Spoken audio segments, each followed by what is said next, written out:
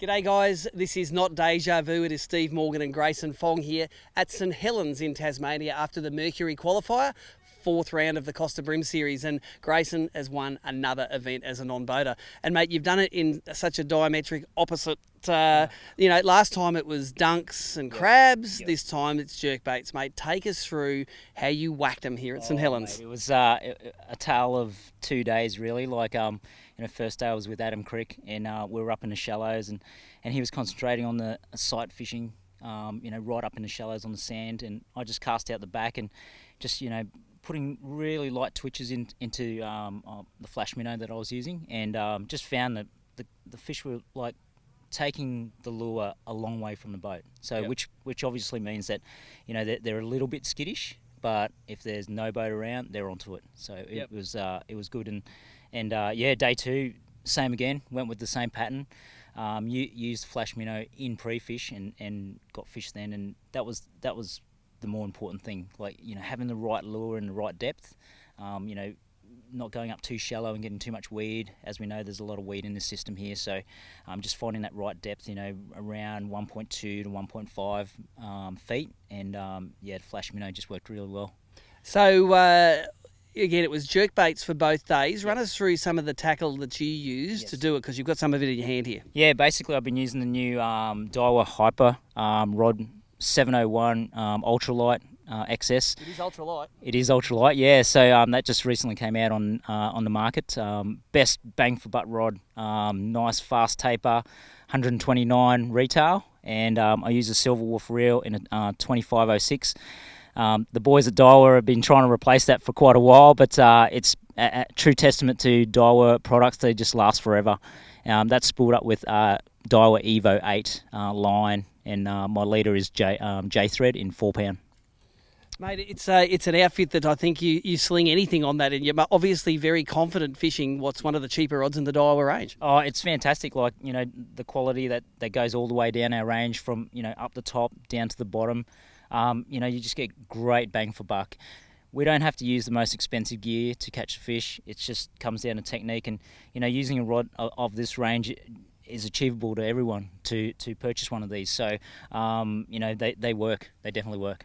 Take us through the lure you use, mate. This is the magic lure. It's a Lucky Craft Flash Minnow. I'm going to hold it up to the camera here and just tell us why you think it works so well. Oh, well, basically, I think I've been trying to find the colour on the net to work out what name it is. I think Bernie Kong just told me that it's just come out, so it's got a blue line on there. The transparency is really good in this sort of water, because we had a bit of dirty water out the front. And it's got a grey belly as well, which worked really well.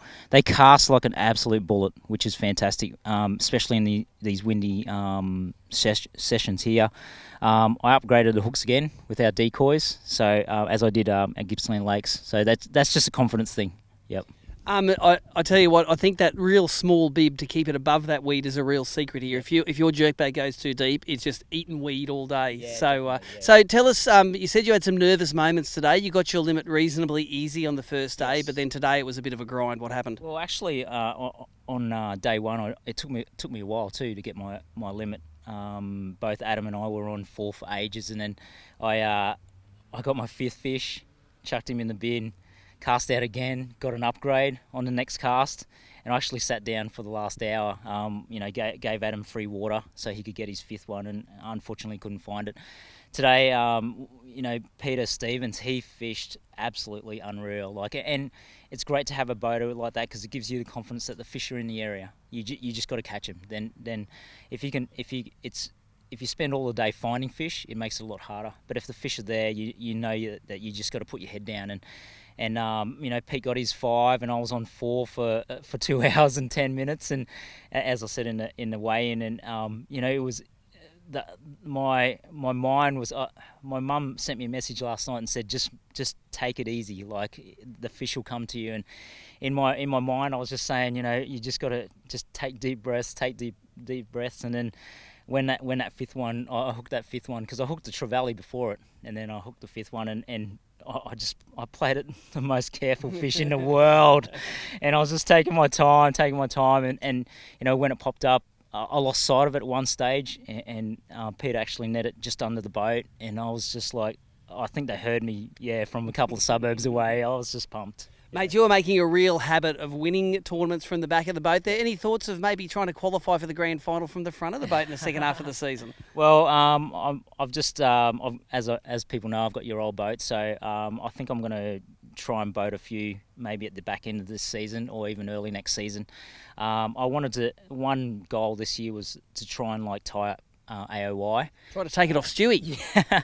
Stewie's been staying with me all week, and we've had a few digs at each other. But Stewie's a wonderful angler. If someone's going to win it, I want Stewie to win it. He's very good, and testament today. He was 7th after the first day this tournament, and he comes back and finishes 2nd. So, I wanted to stop that rain if I could. Yeah, well, there you go. You've gone a great way to doing it. It's your 2nd win for this year so far. I think you've had a first, a second, and a 10th at Derwent. Yeah. So that's 4 events, 4 badges, mate. You are well on the track to winning the 2020 Costa BREAM Series Angler of the Year.